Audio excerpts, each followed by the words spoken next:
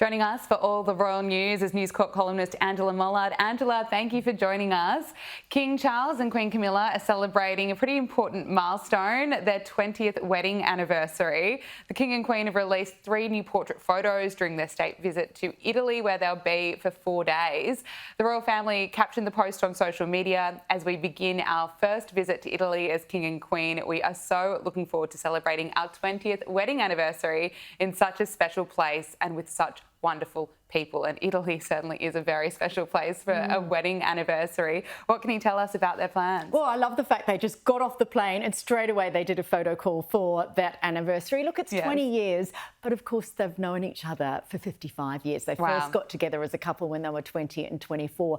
They've got a whirlwind few days, although it's slightly not as pressured as when they originally planned to go and see the Pope, but of course because of his illness that's not happening. So they're going to both houses of Parliament. They're meeting with the President and the Prime Minister. Camilla, of course, is very interested in literary things, so they're going to see Dante's grave, and they're also going to the Lord Byron Museum. There's a fly past with the combined British and Italian army. Apparently, the Italians are crazy for this visit. Of course, there'll be so much excitement happening, but what a journey for the King and Queen. I mean, you were over in the UK covering Camilla's first public appearance, the first public appearance that they were together back in 1998. What was that like? That's right. I was outside the Ritz Hotel on that evening. This was all masterminded by the palace that they were going to introduce. Camilla is officially, of course, they had been together behind the scenes for years. Officially, they were going to be announced. She was so nervous. You could just see her. Imagine. So it was an event at the Ritz. It was a party for her sister's birthday. They went in separately, and then we were all standing outside. You've never seen photographers like it. Look at the flashes going off there.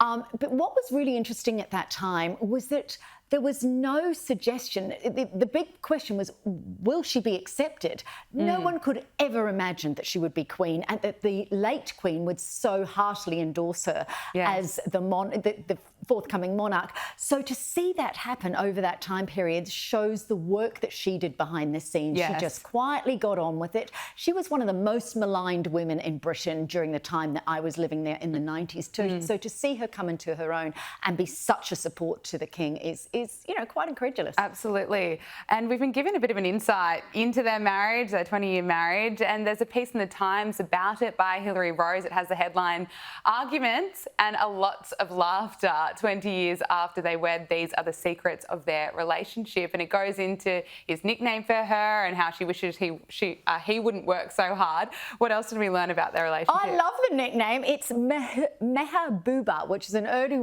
word meaning beloved, which I absolutely love, but it's a bit hard to say. It's not like pet, is it? I mean, they used to be called Fred and Gladys, and those were the names from the Goon Squad show. They used to watch that together, and that were their nicknames right from in the early days when they were first together. But what's interesting is that we learned from this piece about how much humour is their love language, really. That's what holds them together. She's very tolerant and unbothered by his sort of... he's prone to being a bit melancholy, a little bit dramatic, as we saw after the coronation with the pen not working. Yes. She is very cool, a very cool cucumber. But I sometimes think about them. He is also a workaholic. At a time of her life where she's 77, she wants to be like most retirees and sit back and read those books that she so adores reading. So there clearly is some compromise between the two of them. And interestingly, they both disappear occasionally at weekends to their respective houses in Gloucestershire. So he goes back to Highgrove and she'll go and have time with her family and grandchildren. And I think perhaps that's the secret of a successful marriage. Probably is. Having some time on their own. So, yeah, but lovely this weekend, although this week coming. But I think it's quite funny that they're spending their wedding anniversary with 150 dignitaries having a slow food Italian meal. I'm sure that they'd rather have something romantic to themselves. You'd think so, but no, we love to see it.